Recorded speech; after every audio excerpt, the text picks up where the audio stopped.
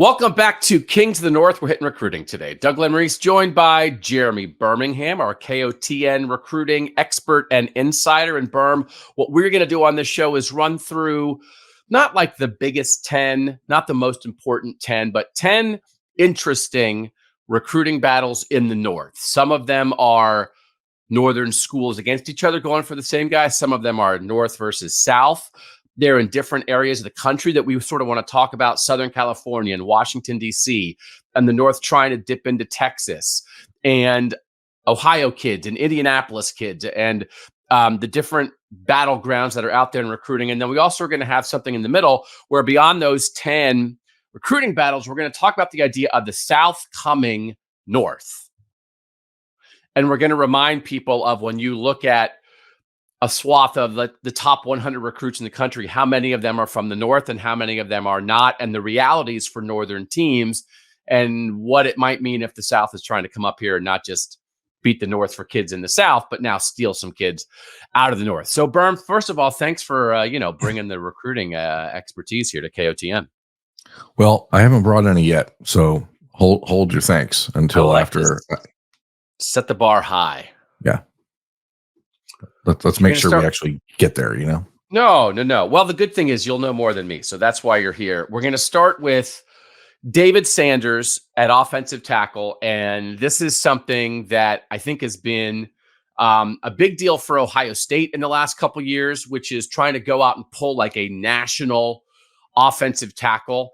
This is a kid out of North Carolina. He is the number 2 overall recruit in the 24/7 Sports composite ratings. He has already taken an official visit to Nebraska, and that's a great thing for Nebraska to pull a kid like this in for an official. He has other officials scheduled for Clemson, Georgia, Alabama, and Ohio State. And when you see a kid like this, Berm, who's from North Carolina, how difficult do you think it is for a Northern school to try to pull a tackle like this into the northern part of the country? I mean, it's obviously pretty challenging. It's actually one of those situations where Ohio State is the only school, and it's where Ohio State has garnered this reputation in some circles as like being an SEC school in the North over the last couple of years. I'm sure you've heard them referred to as that. They're one of the few places that has the cachet and the reputation to be able to really get involved in that fight. I mean, if you look at these schools, and Tennessee is obviously another one here for David that's very involved. You have a bunch of schools that are right in his backyard, so to speak. Although, I mean, I think that there are some discussions to be had about the actual, distance to home between Columbus and, let's say, Tuscaloosa. But that was something that was a real important part of the conversation for him early. Did he feel comfortable leaving home in the last 4 months or so? Because he's made a couple of visits to Ohio State with his family. That's been mitigated a bit, and the Buckeyes have done a really great job pointing out the facts, which are like, Charlotte to Columbus is an hour flight, that sort of stuff. But yeah, I mean, this is the type of player that traditionally stays in the Southern footprint, but it's also just because he's an offensive lineman. Offensive linemen have a predilection, I guess, towards staying close to home. So there's that factor on top of the fact that he's a kid from North Carolina makes it that much more difficult for the Buckeyes. So I maybe went into this, Berm, thinking that this was an area where the South maybe is just going to produce more offensive tackle prospects than the North. But in looking at the last 5 recruiting classes plus the current one, so 2020 through 2025, there were 62 offensive tackles who had a 24/7 composite rating of 0.95 or higher. And of those 62, 26 were from the North, 31 were from the South, and 5 were from what we call border schools or California. That is not as stark as I thought. And I actually came around to the idea of this is a position where the North can compete with the South in terms of producing high-end guys. And then when you look, the 26 Northern offensive tackles who fit this category, right? 22 of them have stayed north. Only 4 of them have gone to Southern schools. So there was a time where I thought, man, like a school like Ohio State or maybe Michigan or Penn State, you've got to go out and grab some offensive tackles from other parts of the country. I actually am wondering now, after doing this research, should Northern schools not bother with this kind of thing because they have not been successful? We're saying the Northern kids stay home, but so do the Southern kids. Yeah. They have not, the North has not pulled a Southern tackle like this in the last 5 years.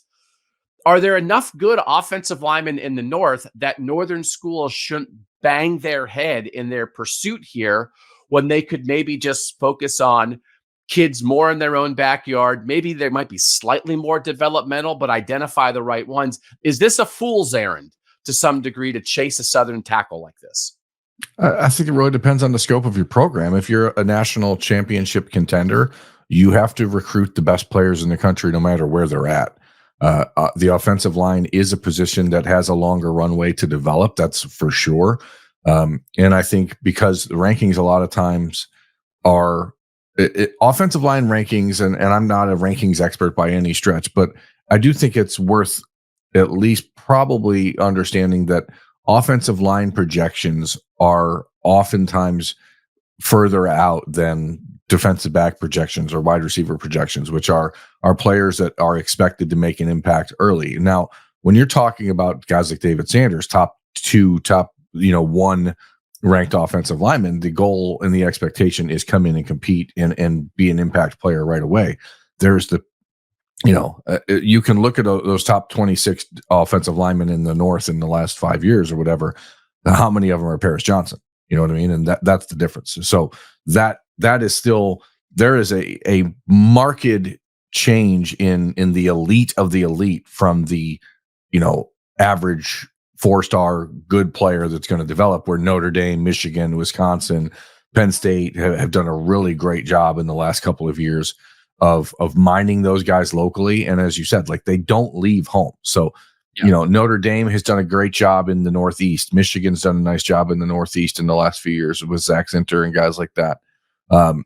Penn State has always handled the Maryland and DC area and made sure they don't let people get out of there. But in the last few years, we've saw guys like Chase Basantis from New Jersey go down to Texas A&M. Like, that's the type of thing that has changed a little bit, because the NIL world has given kids a bit more of a reason to think about exploring than they maybe used to. And I think that's where Ohio State is, in this specific instance, is in a position to really compete a little bit more than anybody else. 3 years ago, 4 years ago, I'm not sure that they would be involved in this recruitment. There's a lot of people nationally on the recruiting side of things that didn't think that there was any way in the world David Sanders would leave the South, up until about 2 months ago when he made his first spring visit to Ohio State. And all of a sudden the reviews were glowing, and then he returned under the dark of night 3 weeks later. So now the Buckeyes are sort of viewed as the great Northern hope there, but it is really hard to pull these offensive linemen from their hometowns and from their homes. Is there a cost here? Like, for Ohio State, the time and effort they're putting into this that they're not putting into other offensive linemen, if they don't get David Sanders, is there something on the back end that now they won't get maybe another kid they would have if they had not bothered with Sanders? Or is there no downside to going hard after a kid like this? I don't think there's a downside. I mean, you're entering into the month of June, where almost all of these top national kids are going to see all of their top schools. Ohio State will host offensive tackles from coast to coast. Jackson Lloyd out in California will come in June. David Sanders will come in June. They already have Carter Lowe, a local kid from Toledo, Ohio, that's committed to the Buckeyes. And so when they're actually entering this cycle with a little bit more of a cushion, because you have Carter Lowe, you have that buffer. But they're going to have to make, the sales pitch, and they're going to have to make their best swings for all these kids over the next 4 weeks, 5 weeks. And at the end of June, early July, when a lot of the dominoes start to fall, then I guess you'll figure out if maybe you should have prioritized elsewhere. But I'm a believer in the fact that if you want to compete and win national championships, you have to have the best players. And, I'm not going to say stars matter because that's obviously cliche and goofy to say that, Doug. No one serious I've should never say heard that. Yeah. Why would anyone say that? But I do think that if you want to win, you have to have the best players. And while the recruiting rankings, again, on the offensive line, I think are more subjective and probably more open for long-term analyses than other positions, because other spots are a little bit easier to project. You just have to take your swings at the best players. And if there's an offensive lineman that Georgia and Clemson and Alabama want, that there's a good chance he's pretty good. So in the end, the idea that Ohio State has the last official on this list, and also, as you mentioned, Tennessee is very much involved here. Does that matter? Like, how do you think in the end Ohio State as the Northern hope here? How well are the Buckeyes positioned, and does it matter that they're at the end of this official list? I think it does matter in this instance. I'm not sure that it always matters, because if a kid doesn't have, if a young man like Justin Hill, defensive end from Winton Woods in Cincinnati in Ohio State has the first official visit this coming weekend, and Oregon has the final one on June 21st. He has a decision date set already. It's July 3rd. It's his birthday. Like, when he gets back from Oregon, he's not going to feel that rush of, the post-visit glow and decide to pull the trigger and commit. With David Sanders, there is no plan in place other than to take these official visits and then figure it out. I don't want to say he's an impressionable kid, but everyone's an impressionable kid. You go on these visits and you get the best of what these great programs have to offer. So it being the last memory, I think, does have some value for Ohio State there, especially considering how they've moved the dial and moved the football down the field here each time he's visited in a significant way, starting back to April of 2023 when he visited for the Ohio State spring game. And him and his mother spent almost the entire day with Paris Johnson and Paris's mother, Monica. And now that relationship has been very important. Tavian St. Clair, the 5-star quarterback for Ohio State, his family has been very involved with this Sanders family. So I think if you have the opportunity to show a differentiator on that last weekend visit, then it does matter. It's not something that's going to eventually tell the tale, but I do think it matters in this case. All right, so he's been to Nebraska, Clemson, coming up next for him, then Georgia, Alabama, and Ohio State. Let's move to our next. I think he's going to Tennessee on the 14th of June. 14th. So Tennessee, I think, would be the biggest threat. I have Tennessee as the leader right now. We'll see, or if not Ohio State, and then you have Clemson, which has been a long time favorite, but they felt like they've fallen back a little bit, and they get their final swing this weekend. Okay. All right, next up on the recruitments that we want to talk about here involving some of our northern schools, this is Julian Lewis, who is committed to USC. He is from Georgia, and he does have an official visit coming up to Indiana on May 31st. Then he has plans for officials to USC, Auburn, and Colorado. And Berm, the thing here is he was just talking in the last couple of days that he is 100% committed to USC, and I don't know that that anyone here is going to shake him from that. In a situation where that may be true, and the list of kids who have said they're 100% committed and then change their minds is, right, we could do a 24-hour show on kids who did that. But is there some value for schools, especially northern schools here, in just getting a visit from a guy who's the number 9 overall recruit in the class, maybe the best quarterback in the class, even if you're not going to get him, to have him on campus, to be associated with him for a school like Indiana and maybe even for Colorado? Is there anything to that? First, if I told my wife how much I love her and I'm 100% committed to our marriage, but I have 4 pretty important dates coming up with other women.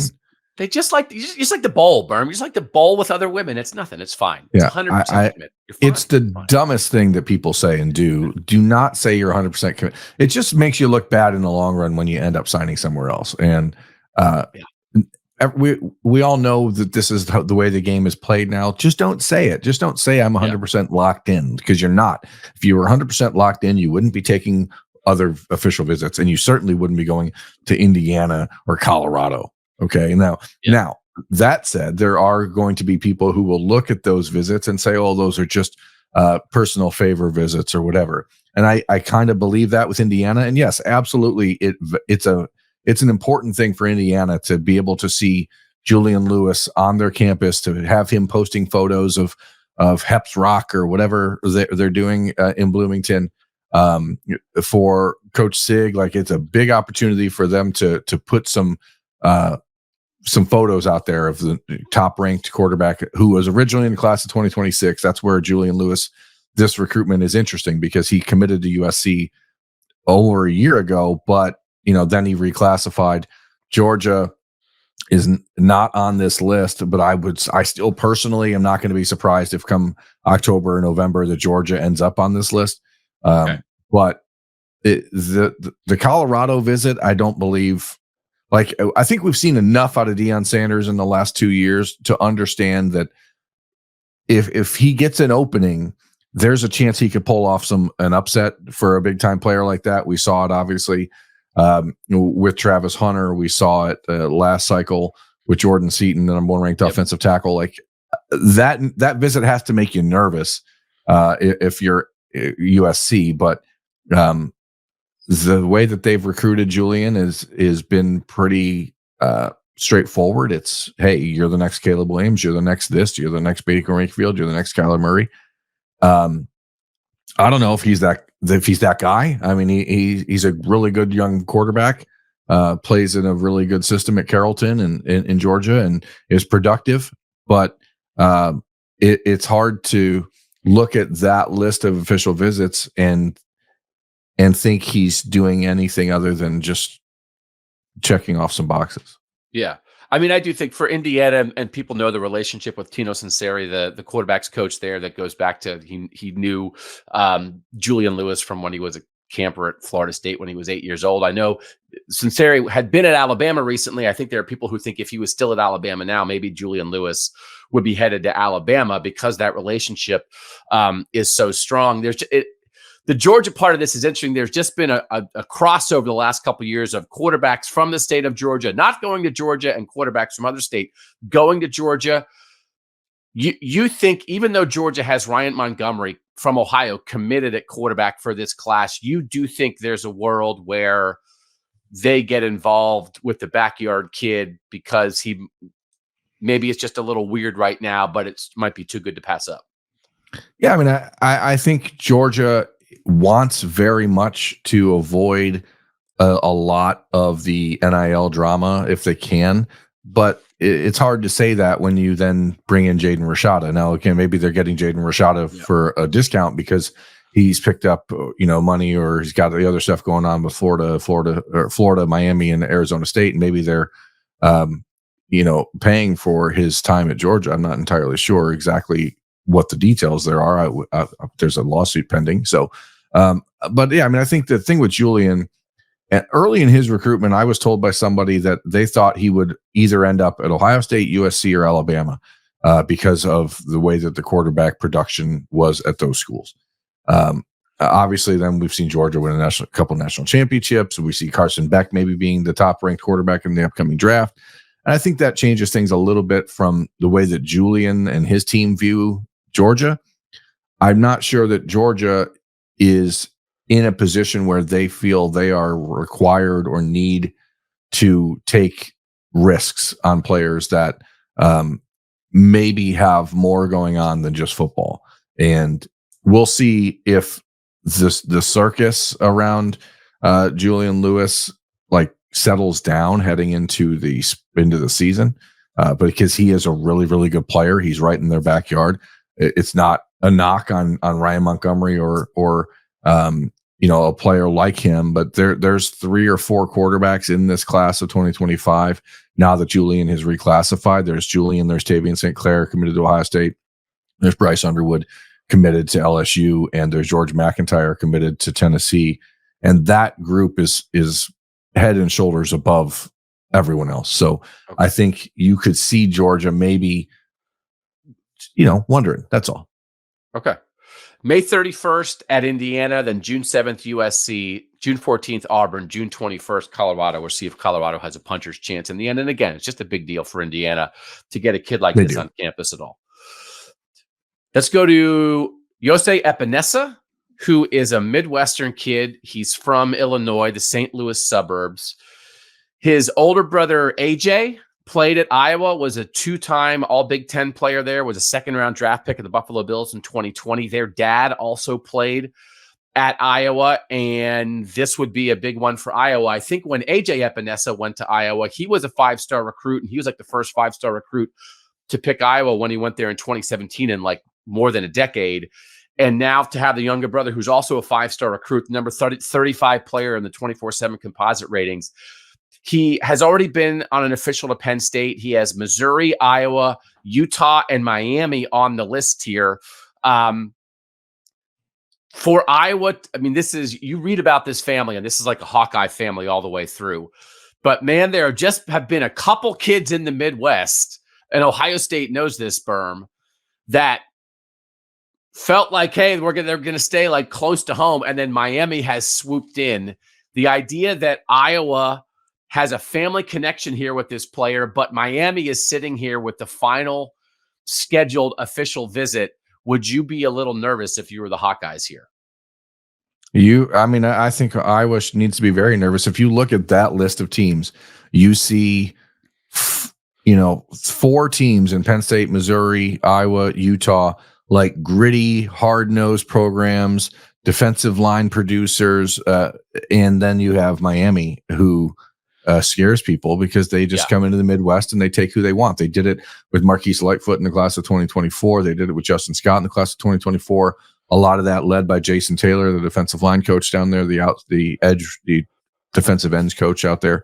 I have a tough time believing that the Epenesa family, with all of their history at Iowa, goes elsewhere. But I think it's clear the Miami smoke is real. The Miami buzz is real.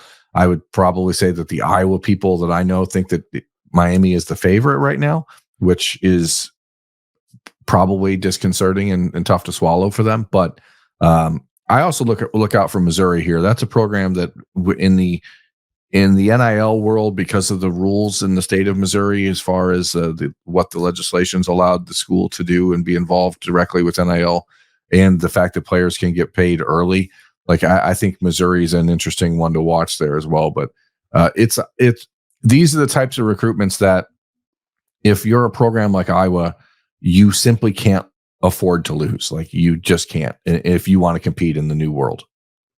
And in the old world, would this be like, this would be done? This is a legacy. This is the third guy in line at Iowa. It's over. Miami, what are we talking about? But this is NIL reality, that there's a possibility here. That's all this is, right? NIL. I mean, I think it's what opens the door for Miami. And I think it's what allows the conversation to advance further than it would have 5-6 years ago. And then you throw in Jason Taylor, who's a Hall of Fame defensive end, like the ability to be coached by him. Obviously, South Beach is not a bad place to live if you've ever been there compared to anywhere in, Illinois / Iowa / Missouri. Like, it's obviously a step up, but NIL opens the door. And I don't think this is not a family that needs the NIL money. It's also not a family that I think is like putting that first and foremost, but it is something that keeps the door open. And Iowa, especially after what happened with Caden Proctor, I think is probably a little bit, what we know of Kirk Ferentz, your guy, like I would imagine he's probably a little bit reluctant to put that big of an investment in a player, knowing that they can do whatever they want. Yeah. These are the Iowa Bosas, right? Have that, like, you have like the generational, again, Nick and Joey Bosa's dad didn't play at Ohio State, but their uncle did.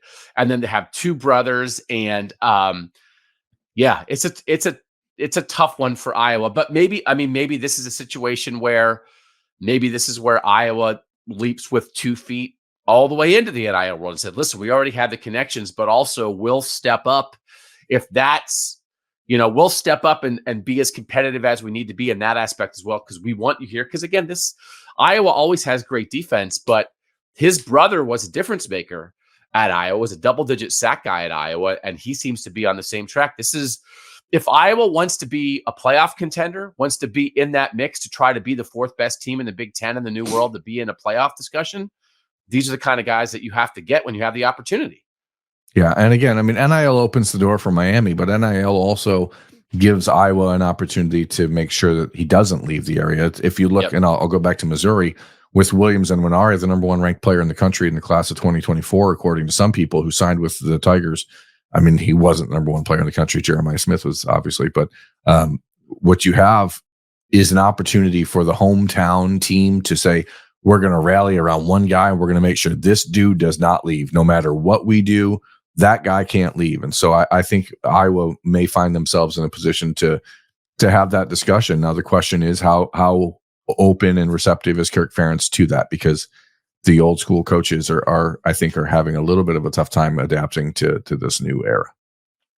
All right, let's go to an Ohio kid. And I always think these conversations are interesting, Berm, when you're talking about a kid from Columbus, Ohio, who doesn't have an Ohio State offer at the moment. And then there's been a long history of if you can be a school that can come in and get good Ohio players that maybe aren't going to Ohio State, that can make a difference for you. This is Dwayne Galloway, who's a cornerback from Marion Franklin in Ohio. Official visit scheduled: Purdue June 7th, Syracuse June 24th, Penn State June 21st. Michigan has also been a school that has been linked with him at various times. Number 117 overall recruit in the 24/7 Sports Composite. Let's go big picture first, Berm. When you think about Ohio players who maybe aren't getting Ohio State offers, who are the schools at the moment that you think are doing the best job of coming in and being the next options for kids in the state of Ohio? I mean, Kentucky has certainly been at the top of that list. They do a great job. They blanket the state with offers. I got my Kentucky offer last week, which is awesome. Congratulations. My first SEC offer. Feel pretty good about it. Lovely campus. Yeah, I mean, I didn't have to camp, which was great. They just gave it to me. Vince Marrow is a longtime Ohio guy and handles the state for the Wildcats, does a really great job. Purdue is a team that has stepped up in that void that has been left, by what this used to be the Michigan State era, the Michigan State spot, right? So this is where Mark D'Antonio really made his hay. Jim Harbaugh in Michigan didn't do much in the state until the last couple of years in trying to fill that gap that when Ohio State doesn't offer. Now you see Cincinnati really making a push there. Louisville's done a nice job. Ohio is not Georgia. It's not Florida. It's not Texas. It's not California. But it is still a state where you get really good football players and solid, well-coached football players. Ohio State can't take them all, and that's the reality. And you look at a guy like Dwayne Galloway, who kind of emerged late in the end of the 2023 season, early 2024 recruiting cycle. At January, February, he kind of blew up on the scene. A real speed guy, very, very much a track guy who trying to learn how to play football, according to people that I trust in the evaluation space, which is why I think you've seen Michigan, who was very high on this list for him early, probably back off a little bit because they realize that he's really raw. And while there is the value of taking a kid from Ohio and putting the chip on his shoulder, Ohio State didn't want to, et cetera. Now you're Michigan competing for national championships as opposed to just competing to be a thorn in the side of your rival. And so now you can't take that many flyers, I think. So that's why you look at this list, and Penn State, is the biggest name, but Syracuse and Purdue are probably more in line with where I think you'll see a player like Galloway end up. And I just think I like the aggression from Ryan Walters at Purdue and Fran Brown at Syracuse to be in on a kid like this. We don't have a history, right, of Syracuse being in on kids like this, but this is, I don't know that it'll come down to it, but if this comes down to a Purdue-Syracuse battle for a kid from Columbus, Ohio, I'm fascinated by that. Because, Fran Brown came into Columbus and got Kyle McCord to transfer to Syracuse. Tavian Galloway. Take your shots, right? Tavian Galloway is Right. Dwayne's cousin, who's a high 4-star off a tight end from a year ago, a player that a lot of people thought maybe down the road could have ended up at Ohio State. His recruitment kind of fell off. He's switched schools, had some off the field stuff that maybe opened the door for Purdue to sneak in and pull him out of Ohio. Very talented, but that's how you have to build those programs. You have to take those edge prospects in Ohio, and I don't mean edge rusher. I mean the edge of the list. No, but to your point again, Mark D'Antonio had a lot of success with taking this level of kid out of Ohio. We know what Kentucky has done, and if Fran Brown becomes competitive in Ohio at all, if Ryan Walters can do this on any kind of regular basis, you can absolutely build a program by taking 4 or 5 Ohio kids a year like this. So I'm really curious to see how this Galloway recruitment winds up going down the road. Again, Purdue June 7th, Syracuse June 24th, Penn State June 21st with his officials. Let's go now to Las Vegas, which is another place that I think is always interesting. And in particular, it's Bishop Gorman as sort of the clearinghouse in Las Vegas. They get kids from Southern California who come to high school there at Bishop Gorman. At different times, different schools have been maybe more invested at Bishop Gorman at various times. I looked, Berm, the last couple years, if you just go through like the best players in Nevada, like 4 of the top 5 are always from Bishop Gorman. So last year, Bishop Gorman kids went to Miami, Michigan, Arizona, and Kansas State.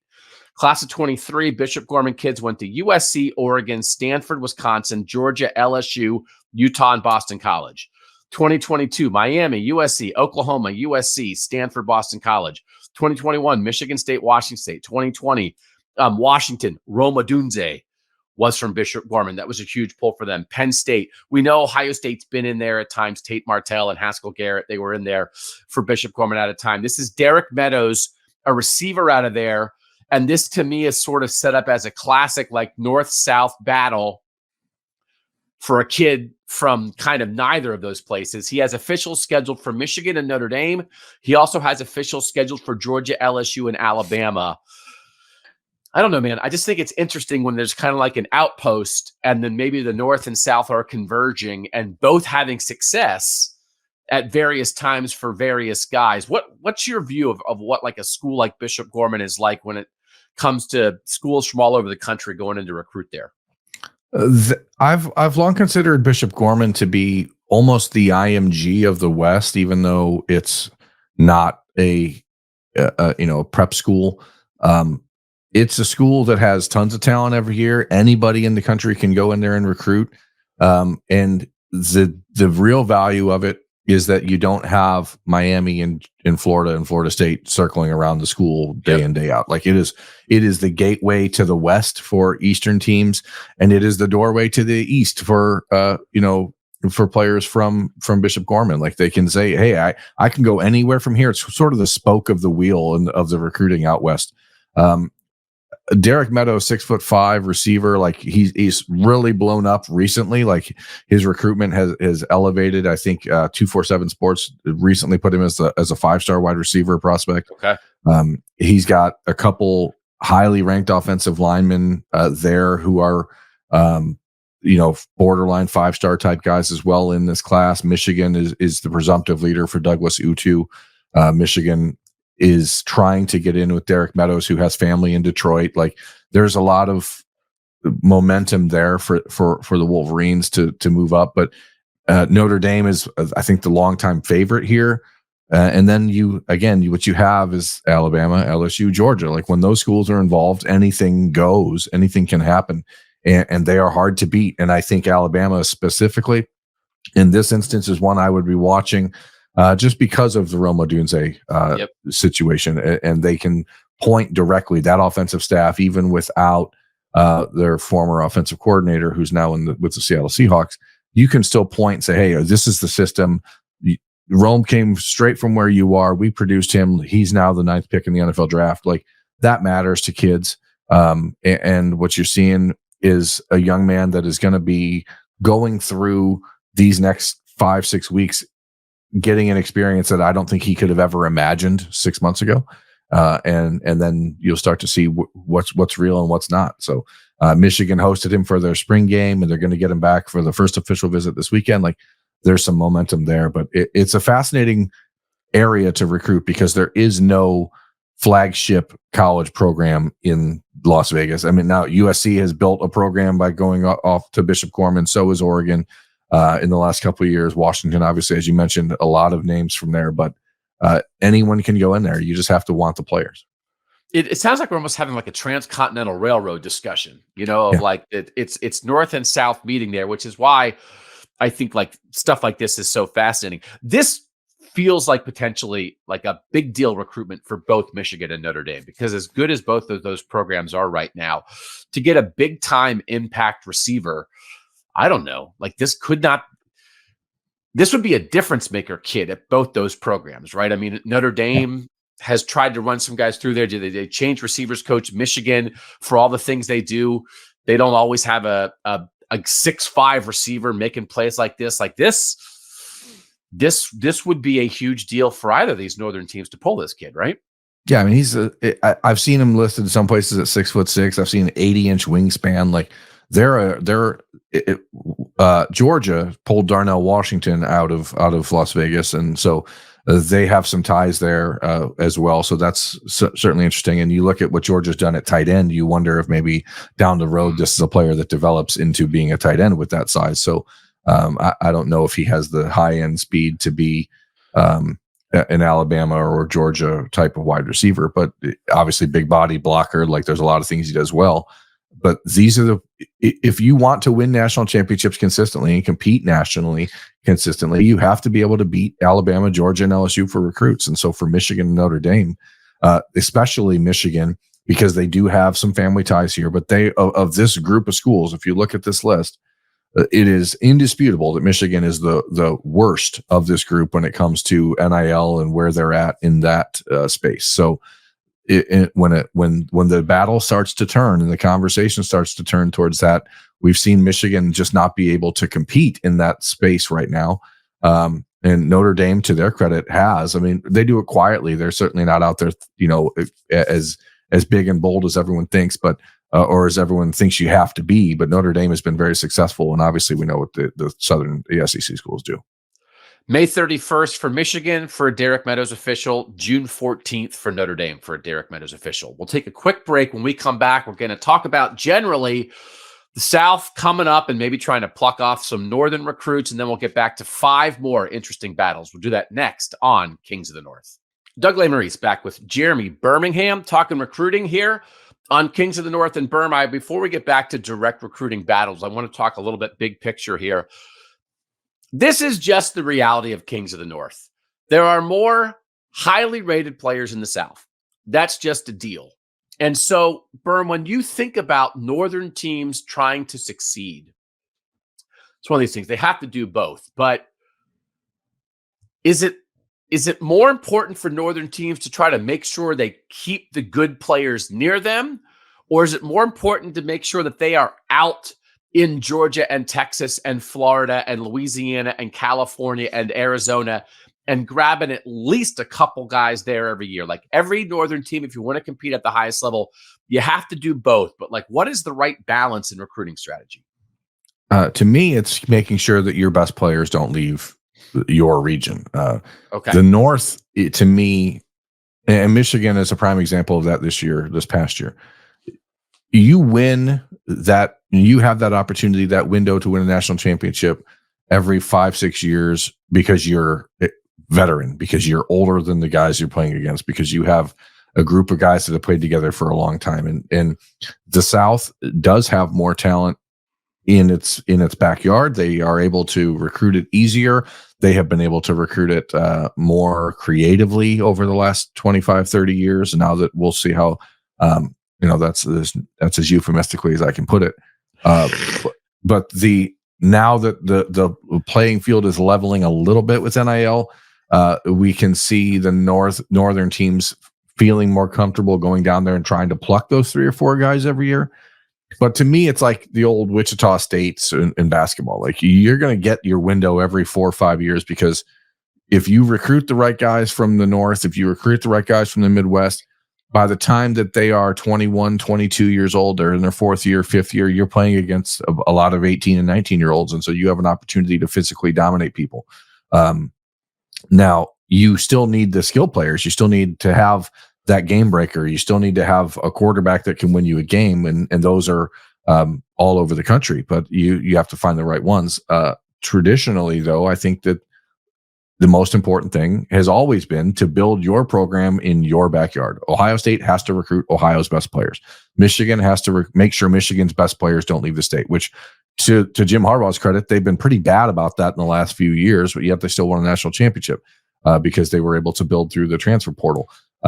Wisconsin made their living in the Barry Alvarez era and even, early part of the 2000s, late 2000s, or early 2010s on making sure that the best players in Wisconsin never left the state. And now in the last couple of years, we've seen guys being much more willing to do that. And some of that is because college football is now much more national than ever before. Some of it's because of NIL. Some of it's because these kids grew up playing college football 2014 and they realize they can go wherever they want. Along those lines, let's just present the reality of the 24/7 composite ratings for the class of 2025. The top 100 players, 69 are from the South by our definition of the South, 15 are from the North, and 16 are either from California or, again, the border states. That's just a huge edge, Berman. That's just the reality of this. Last year in the class of 2024, there were 22 players from the North of the top 100.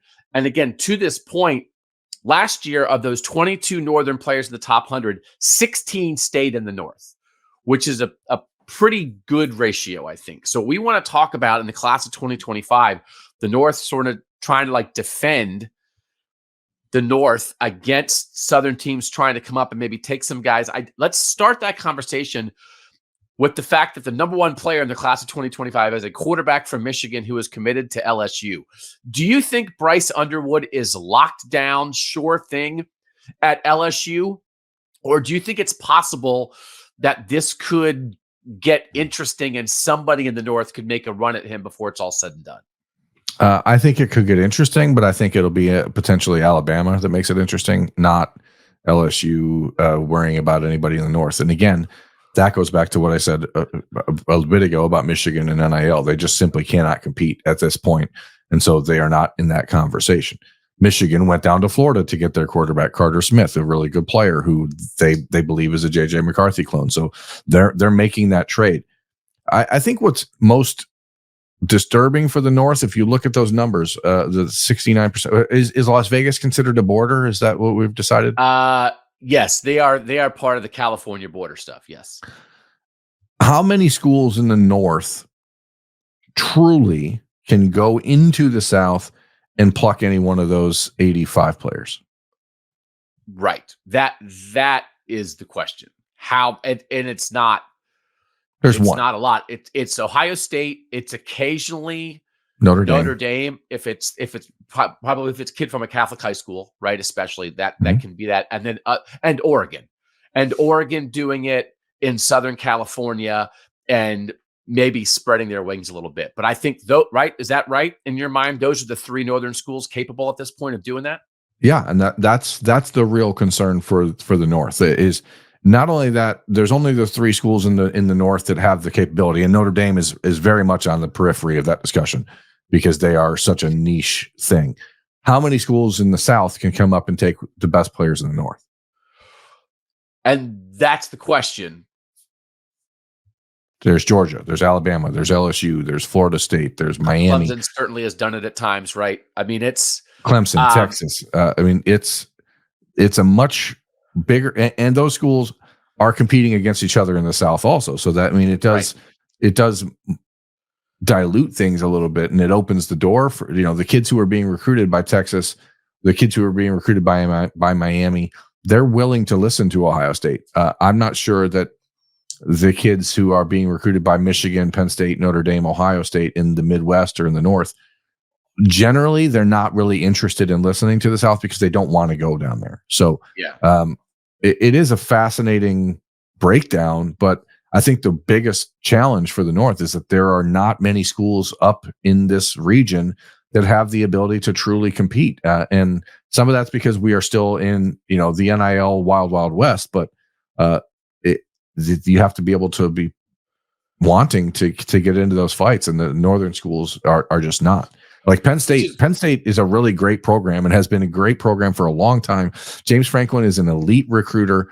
Penn State's NIL is a little bit of a mess, but they're working on it.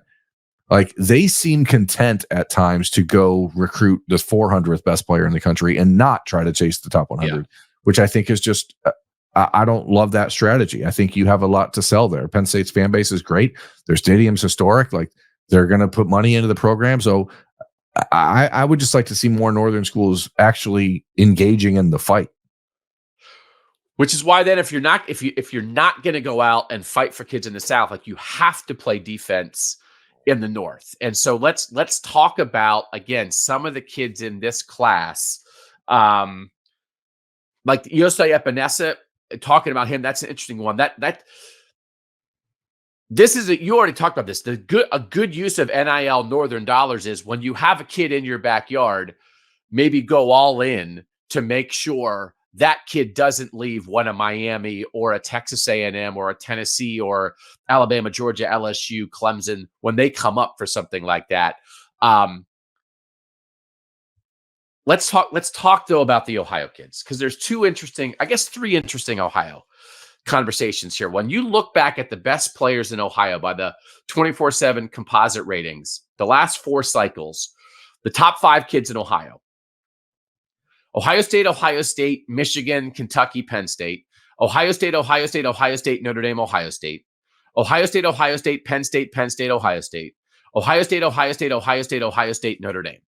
Is it fair to say the last really big time Ohio kid that went south was Jackson Carman, the number 1 recruit in Ohio in the class of 2018? Is that fair to say?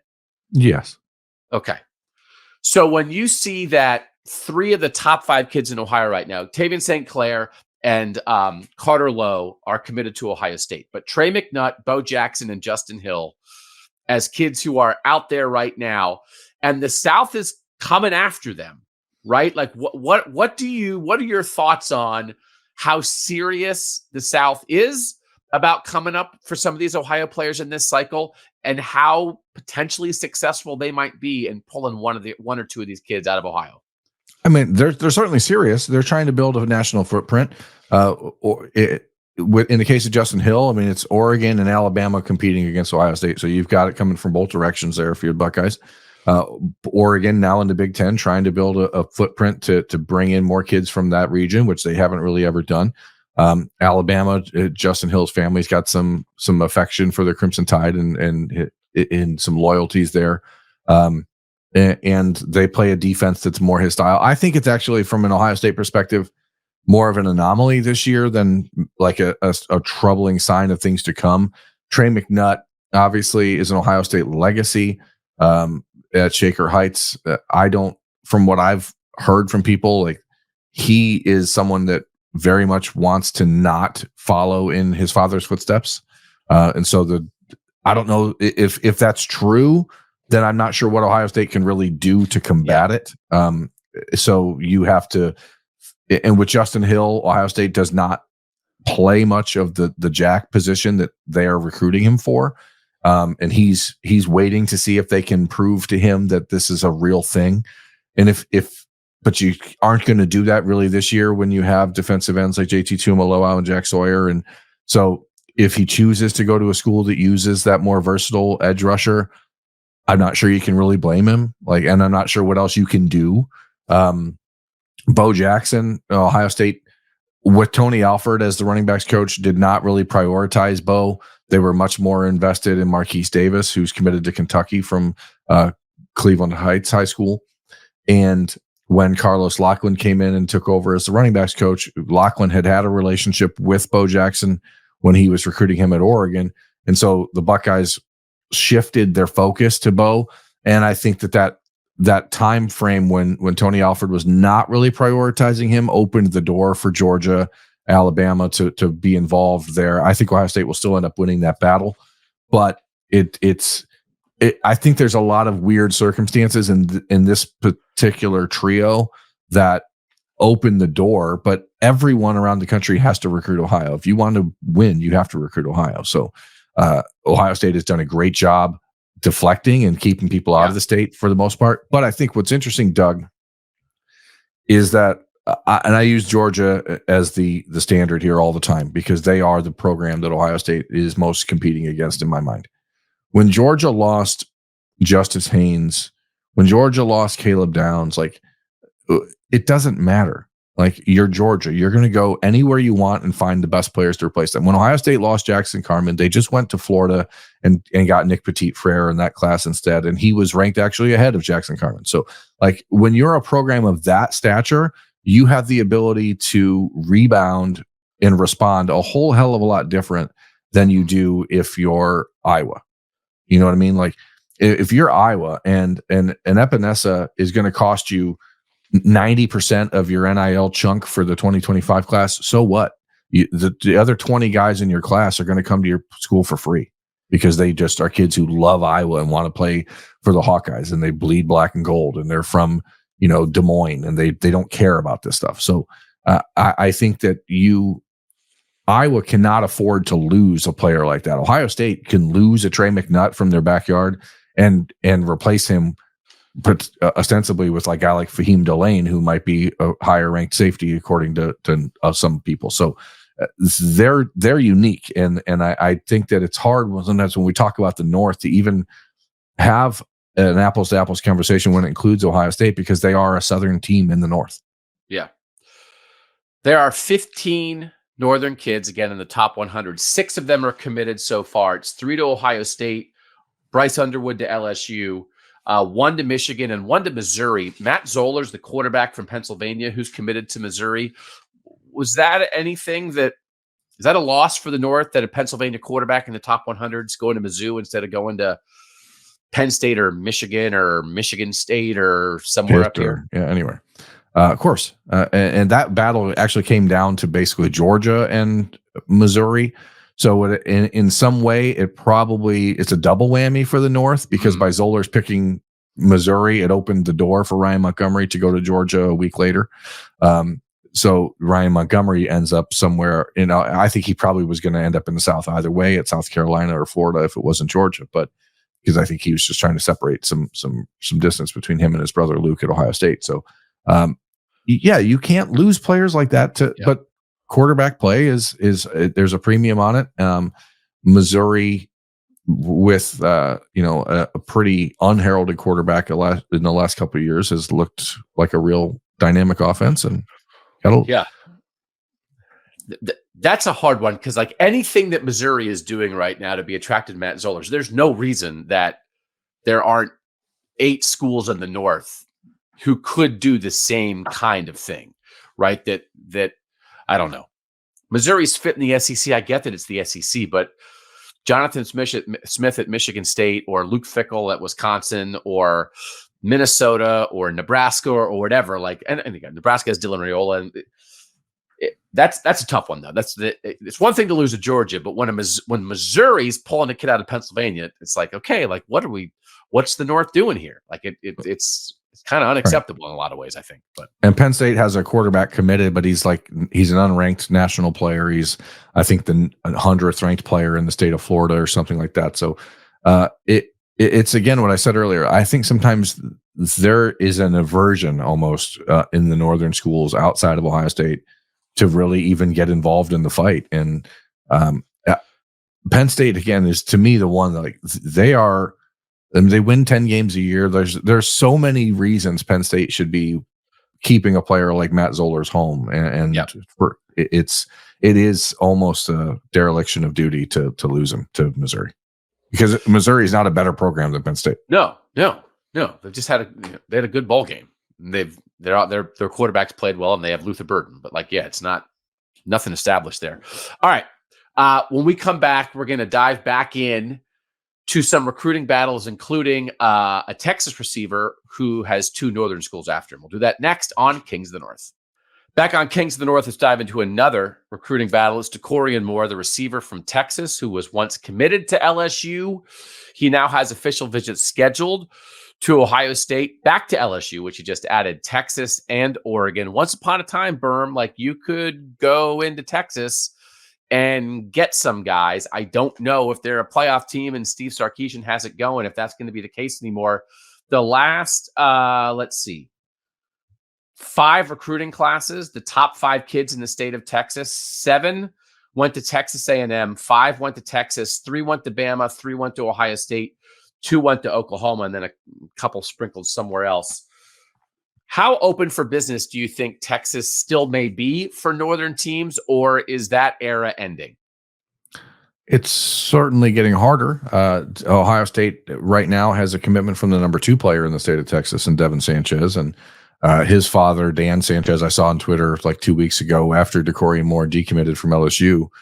His father tweeted, "The best players in Texas play wherever they want," and I do think that there is still a bit of that in play here. The best players in Texas are traditionally the best players in the country, and those are going to be guys that have opportunities everywhere, and a lot of times they have roots elsewhere. So Texas is a state that has got major opportunities to stay in the state, and the Longhorns have made that a big deal in the last couple of years.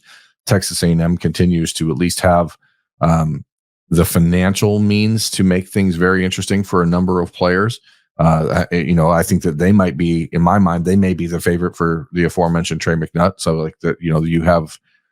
They're not going away, especially in first year of a new head coach. Like they're going to have some juice. But yeah, I mean, Doran Moore specifically, especially as a wide receiver in the state of Texas, with what Alabama did with Steve Sarkisian, with the Devontae Smith, the Jalen Waddle, the Jerry Jeudy era. Like right now, Texas is really pumping this idea that Khalil Lockett, who's another borderline 5-star wide receiver from Saxe, Texas, and Jamie French, a borderline 5-star wide receiver from Jacksonville, Florida, that those two combined with Doran Moore would be the next iteration of the triplets or whatever they were called. It's a fight, but the reality is if Doran Moore wanted to be committed to Texas, he could have been at any point in the last 2 years because he's the best receiver in the country, and it's not really close. And he was spent the last year committed to LSU. He's been at Ohio State twice in the last 8 weeks. He'll return this weekend for his official visit. He's been to Oregon multiple times. One of his former coaches at Duncanville is Rashard Samples, now the running backs coach at Oregon, who it would not be his position coach, but is certainly very involved as the recruiting relationship for the Ducks. So this is a wide open battle in this specific case. Now, is Texas wide open for business? Probably not. But I personally, the way that I read this specific fight, despite the fact that everyone nationally says it's all Texas, if it was all Texas, I think he'd be committed, and he's not. May 31st, Ohio State, June 7, LSU, June 14, Texas, June 21, Oregon. Is this just, I think we know what Oregon is now, but for Oregon to be in this fight for the number 1 receiver in the country out of Texas, is it just like reestablishing the fact that like Oregon is a national brand now who's going to go out and get after anybody they want to and can compete with skill position guys in the South? Yeah.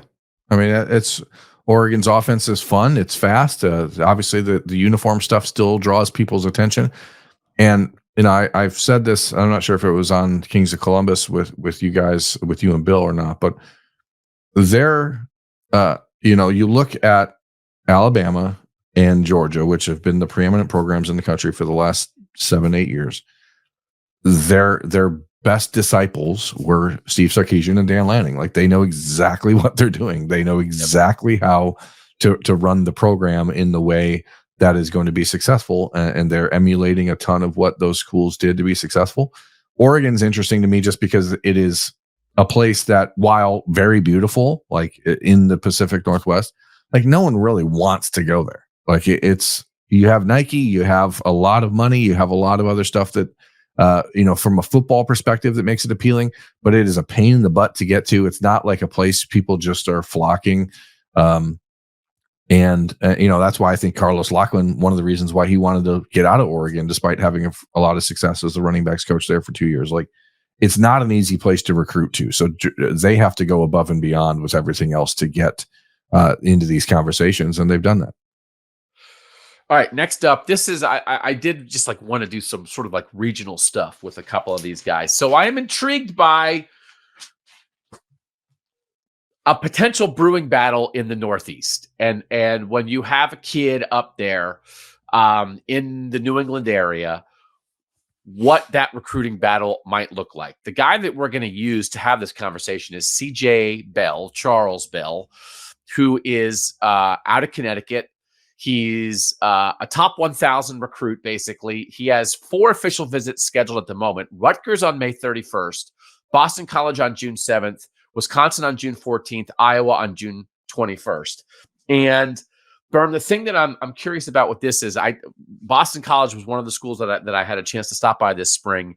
And with Bill O'Brien there now, they realized that if Alabama or Georgia or Ohio State or a school like that wants to come up and get a kid out of the Northeast, there might not be anything they can do about it. But otherwise, like, they want to be, Boston College wants to be a destination point for kids in the Northeast to stay home.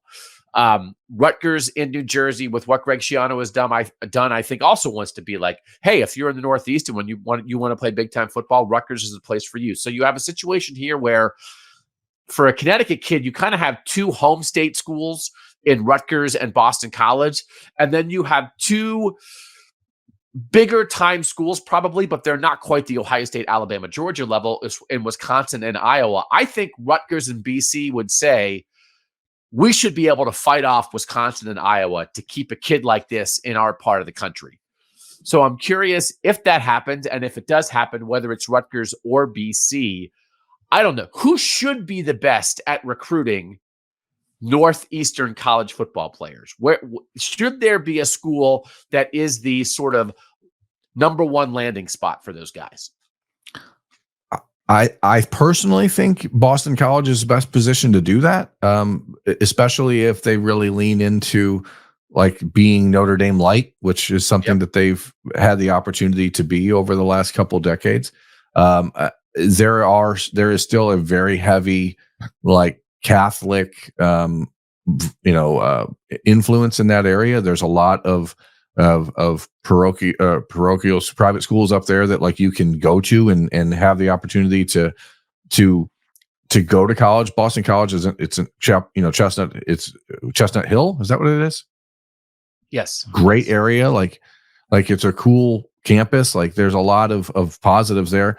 Bill O'Brien with his history with the Patriots, et cetera, like he should be able to open some doors there. I mean, if I'm Bill O'Brien or Greg Schiano, if I can beat Iowa or Wisconsin for a defensive back that they want, that's a big win, regardless of national rankings. Right now, CJ Bell, I think, is only ranked by 2 of the national networks, and in both spots, he's a 3-star prospect. But I think it's important for people to realize that being one of the 1,000 best high school football players in the country means you're still pretty darn good football player, and you need, if you're a program like Boston College or Rutgers or Wisconsin or Iowa, these are fights you have to win. Like you have to find players who have the traits you're looking for at 6'1", 175 pounds. Like if Luke Fickell wants this guy, if Phil Parker wants this guy, that means he's got something to him, because those guys are not prone to making roster mistakes. That's just not what Luke is about. It's not what Phil Parker's about. So the fights like this, it feels like a regional thing in the Northeast, but for the northern schools who are unable to go compete in the South, these are the fights that Luke Fickell has to win. So I think that you can really, you end up cannibalizing each other in some way. Yeah, that's what I think you could make the case that all 4 of the schools here that are getting official visits would say we have to win this battle for all the reasons you just said. And it's the ability of Iowa and Wisconsin to go pluck from a different region, and the ability of Boston College and Rutgers to be able to keep a kid who's close to home in their region of the country. So I'm very curious to see if we in the next couple of years get into a Bill O'Brien, Greg Schiano sort of battle to be the school in the Northeast. And again, Fran Brown and Syracuse are right there too. Like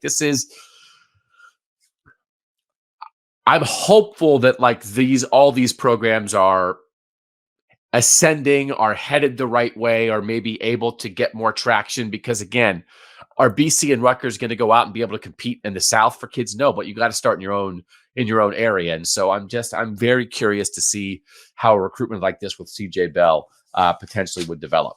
Right, because a player like that in the South ends up at Auburn, right? And yes, or Mississippi State or Ole Miss. Like those are good programs. Like for Rutgers, for Boston College, for Syracuse to get onto that level, you can't allow these guys to leave your area. And it's a recurring theme in the show. But like that is how you build a program. You start in your backyard. All right, next up, we want to talk a little bit about Southern California. So we're talking about a linebacker from San Diego. It's Madden Farimo, who has 4 official visits scheduled. He's going to wind up at USC as well. May 31st, Washington. June 7th, Notre Dame. June 14th, Ohio State. June 21st, Texas. He's a number 60 overall recruit in the country. And again, Berm, this is a part of the country when you think about California that at times in recent years, especially before Lincoln Riley got to USC, that was open for business. That if you were a kid in Southern California and you really wanted to win a national championship with where the Trojans were, you felt like you had to go leave. You couldn't do that in your own backyard. We've also seen Washington and Oregon have a lot of success dipping into Southern California for kids like this. So here we have USC certainly is going to be more of a player now in the Lincoln Riley era for kids in Southern California, but we have 3 northern schools in Washington, Notre Dame, and Ohio State in on Madden Farimo. What do you think the state of Southern California recruiting is when it comes to northern teams trying to get guys out of there? I think you are, what's today? May 29th. So how many months from now is the end of October? 5 months? Something like that, yeah. Can Lincoln Riley prove that he can put a defense on the field that is going to stop anybody? If he can do that, it's going to be a lot harder for teams like Notre Dame and Ohio State and Texas and Washington, especially the new Washington, because Kalen DeBoer is not there. It's a big opportunity for Jed Fish to say, hey, we're not just starting over at Washington, but we'll see about that.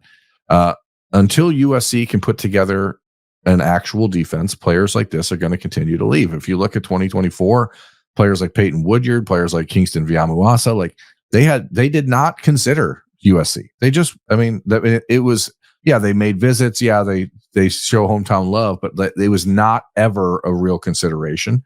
And is this pretty much the same thing for Madden Farimo? I think Notre Dame is the most likely choice here. He's kind of a Kingston Viamuasa 2.0. Ohio State, James Laurinaitis is very involved, and Farimo has visited multiple times. But for Lincoln Riley and USC, but also UCLA to not be involved in this. I mean, Madden's sister was a 4-time All-American softball player at UCLA. Like it's for you not to be involved in this conversation when you're an hour away is pretty disturbing. And I know Deshaun Foster is restarting a program there, but like this is the type of player you have the family tie there. Your sister has plaques all over the place. Like it's really bad for Southern California right now that all these kids are willing to go elsewhere. And the class of 2025, 5 of the top 10 kids in California are committed so far. 2 to Oregon, 2 to Texas A&M. Texas A&M still doing some business out in Southern California as well, and 1 to USC. Last year, the top 20 players in California, 8 went to Oregon, 3 went to Alabama, 2 each to Oklahoma, USC, and Texas. 1 to Georgia, 1 to Notre Dame, a couple others sprinkled. So again, Oregon's still doing a lot of good work in California. This is going to be important for Washington to be able to keep this rolling to some extent. And this is an interesting one. There's a couple of kids, Jordan Davison, right, running back from Southern California. Ohio State's in on that, along with Michigan and Oregon. It's pretty much Ohio State or Oregon there. So yeah, I mean, Ohio State or Oregon for Davison.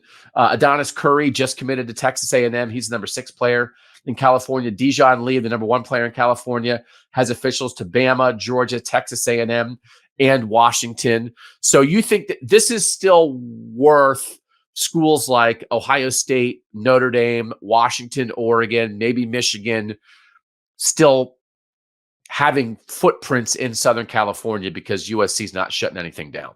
Yeah, I mean, until they can stop anyone on defense, then it is going to continue to be open, mostly on the defensive side of the ball. I mean, now on offense, that's the thing here. If you're looking at that top 10, I mean, I don't know. I mean, there's one quarterback, Husan Longstreet, who's committed to A&M, but Oregon is very much in play there. So watch for them to make a move. But the rest of it's defense and a tight end. So it's a very bad time for Lincoln Riley to have no major skill players in California. Jordan Davison being at the top of that list, but he's pretty much wanting to get away from home, and that's Ohio State or Oregon.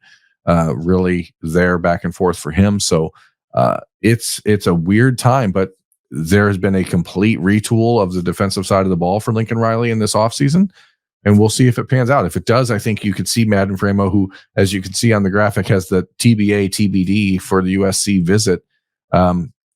That could end up happening in November, and so we'll see what goes on. He's not the type of kid that's going to commit to a school and then take other visits. So it's really incumbent on USC to force him to be patient and to say, hey, give us a shot to show you what we've changed, because otherwise I think they're out of luck. Right now, I think it's probably Ohio State and Notre Dame back and forth, but I would say it's probably Notre Dame with the lead, because I'm not sure Ohio State's been able to prioritize him the way that Notre Dame has. Okay. Believe that would be a big pull for the North. Either way, let's go to another area of the country that we want to talk about, and that's Washington, D.C. We're going to use Kanoa Winston, a safety from D.C., to do that for us. He has 4 official visits scheduled: Michigan on May 31st, Penn State on June 7th, Oregon on June 14th, and North Carolina on June 21st. He's the number 91 overall recruit, and certainly the DMV area has been a battleground over the years. Penn State's had success there. Ohio State's had success there at times. But the school, and Winston doesn't have an official to this school, but I want to talk about this area, and I want to talk about South Carolina, because South Carolina got the number 1 player out of D.C. last year. They got the number 1 and number 4 player out of D.C. in 2023. And Shane Beamer, who his dad was a longtime coach at Virginia Tech, had a lot of ties there. Just in the last couple of weeks, had some kind of thing on Twitter where he was tweeting to some Virginia newspaper, give us more coverage or something. And then he wound up being on the radio and on podcasts in Virginia, saying, hey, we're South Carolina and we want to get kids from this area. I think they have 12 different kids on the South Carolina roster right now, from Maryland, Washington, D.C., and Virginia. And the point that I'm hitting at here, Berm, is he's saying we're the closest SEC team to that area. We want to be that's super aggressive. He's going out of his way to go on radio shows there, to go out of his way to establish South Carolina in the DMV. This is an area that's is it north? Is it south? Is it neither? Is it both? But are there northern coaches who are running around drumming up interest in the DC, Maryland, Virginia? It's just one of those things where it's it's kind of weird. I think that for Shane Beamer to be doing that, but also he's promoting his program. So here you have 3 northern schools getting visits from Winston, but I don't know. Is the North being aggressive enough in this area when you see what South Carolina's doing? Yeah, I mean, they can't really be more aggressive than they have been. What you have at South Carolina is fairly unique. One of their coaches, his name is escaping me right now, is very tied into Washington, D.C. and the Baltimore area, and it's opened a lot of doors. He's a defensive line coach, I believe. So that's why you've seen Nicholas Harbor, and a year ago we saw, boy, my brain just completely. Dylan Dylan Stewart. Yes, thank you. There's doors open there, but the allure of playing in the SEC is still very, very real to kids around the country, and they have a good reason to think that. Like it's what 18 of the last 20 national championships are from the South, right? So they see that and say, if I want to compete at a national level, if I want to get drafted, I have to go play in the SEC. So if you have the ability to say, well, we're the closest SEC school, then Kentucky does that all the time. They tell people they're Ohio's SEC school. Like that's what they are trying to promote, this idea that is the only way to succeed in college football. And to your point, the North has not done a particularly great job in the last 2 decades of saying that that's wrong. And they certainly haven't done a great job of proving it on the field. Kainoa Winston is a player that I think, initially everyone believed he was going to end up go to North Carolina. Then it was a lot of heavy Penn State. Now it's Michigan, who I think is probably the favorite, and Oregon is in the mix, obviously, because they've offered a lot of kids from around the country, because that's what you have to do there. You have to cast a wide net. But I don't think he'll end up leaving the North to head south. But when you're South Carolina, when you're in a position to go out and tell people that you are the SEC school, then that's what matters. I mean, there's players at Ohio State, and obviously, covering Ohio State more than I do anyone else. The Buckeyes have had fights against Auburn and other schools where people say, quite simply, if you don't want to go to Ohio State because you're not going to play against the types of players you'd play against at Auburn. Like, even though you're not going to win anything, even though you may not get, like, you're going to be playing against better players in the SEC. So come here. Yeah, I think the North has to bring that fight to the SEC, especially when it's an SEC school. It's like, we're the 11th best school in the SEC. Come to us. It's like, what are you talking about? South Carolina is not a better football program than Michigan or Penn State or Oregon, and so the success by association only goes so far. And I think the North needs to bring that fight. And there are some things that you can't deny, right? The what you said about the last 20 national champions, you can't deny. But the North is more competitive than people think. And so I think Northern coaches have to come up with a game plan for presenting their conference that sells all the best things about them, that also emphasizes how competitive, how high level, that you can win here. You will compete against great players. And it's one thing to like lose out to Georgia or Alabama, but when South Carolina is making the SEC pitch, like, mock that. Like that you can't just like throw your hands up and say, like, what are you going to do? That's the fight they have to bring, because I think that there's a point to make that Georgia and Alabama, like the rest of the SEC, is not Georgia and Alabama, right? Like, hey, come to the SEC and lose to Georgia. What kind of pitch is that? So the SEC has ridden the coattails of Nick Saban for 15 years, and now he's gone.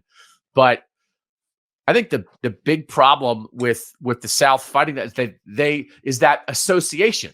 It's like, oh, it's the SEC. It's not the SEC. It's Nick Saban. And now maybe it's Kirby Smart, but don't give in. Don't give in to that. So I don't know. I'm sorry. I got mad. No, I mean, it's true. I mean, this is the fight that's been going on for quite a long time. And again, as I said earlier, it seems at times like Ohio State is the only program in the Big Ten willing to get on the mat. Yeah. No, so they got to get up. South Carolina's not in this battle, but this is Michigan and Penn State and Oregon need to go get on the mat for a top 100 player in the DMV. And these are the kind of guys. This should be a Northern outpost. The DMV should be a Northern outpost. This should not be find your closest SEC school. So I would, if you said that maybe it was North Carolina early, but it feels like it swung back a little bit. This would be a big one for any of these three Northern schools to win this, right? This is especially for Penn State. I mean, this would be a big get to pull a top 100 kid out of DC, right? Yeah, I mean, Penn State was the team, especially like February, March, who it seemed like Kainoa Winston was certainly leaning in that direction, and so now you will start to see the hierarchy of the Big Ten evolve here and how that's viewed. Because again, I think Michigan, with everything that they've done in the last few years, they have the cachet to walk in and say, Penn State can't get 15 yards against us, so why do you want to go there? Yeah. Okay.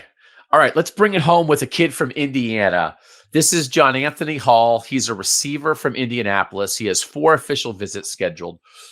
He already went to Northwestern on May 3rd. Now he has Stanford on June 6th, Purdue on June 14th, Indiana on June 21st. He's the number 304 recruit in the country. And Berm, the reason I wanted to talk about him was Ryan Walters in year 2 at Purdue, Curt Cignetti in year 1 at Indiana. It feels like both these programs are trying to be aggressive. And for just a kid like this from Indianapolis, who should be the better recruiting program in the state of Indiana? Obviously, Notre Dame's sitting there taking a lot of the best Indiana kids sometimes. And Ohio State's going to go in there. Ohio State went in last year's cycle and took Milan Graham out of Indiana. They took Ian Moore out of Indiana. So Purdue and Indiana don't have sort of like the same home state thing that a lot of schools have because, oh, by the way, Notre Dame's in Indiana. But between Purdue and Indiana, should somebody have an edge in like the in-state battle here? Or is it just whoever is the more dynamic head coach, whoever has a better plan, like that's constantly going to shift back and forth between the Hoosiers and Boilermakers? I mean, do you see any discernible difference between Indiana and Purdue as a football program or as a campus or as they are as close to being mirror images of each other as any rival in the country is. And I do think for these schools specifically, it's going to come down to head coach and head coach energy. And right now we have probably the best pairing of head coaches from that perspective that we've had in quite some time. So with Curt Cignetti and Ryan Walters, the problem for schools like Indiana and Purdue and is that for a player like John Anthony Hall, when Northwestern and Stanford are involved, you have to ask yourself, like, do we have a real shot? Because if that player is considering Northwestern and Stanford, then there's probably a pretty good chance that they have bigger aspirations beyond just playing Big Ten football. And that's where, they're in the unenviable position of when there's really good players in the state, there's Ohio State and there's Notre Dame that you have to contend with, and Michigan being close, Kentucky being right there on the border, Louisville being right there on the border. And now you have to also contend when you have the guy that maybe you look at and you say, hey, this is an athlete we think has a really high upside. Maybe he could be really good in 2 or 3 years. And then the kid wants to be a biomechanical engineer or something. And then you're like, oh crap, we lost him to Stanford. Because if you're a top 10 player in the state of Indiana and you're not going to Ohio State, Notre Dame, Michigan, and you have the opportunity to go to Northwestern to go to Purdue and play football, or go to Stanford and play football and get a degree from Stanford, you go to Stanford. Like that doesn't right. I mean, am I crazy for that? Stanford's lovely. No, I know there are kids who should think like this, right? That if you think like, I'm a good football player, I'm not going to probably play in the NFL, but can I go to one of the very best universities where they're, that diploma is worth X amount of money? Like, yeah, there's sometimes you're just not going to compete for a kid like that because Stanford's going to Stanford.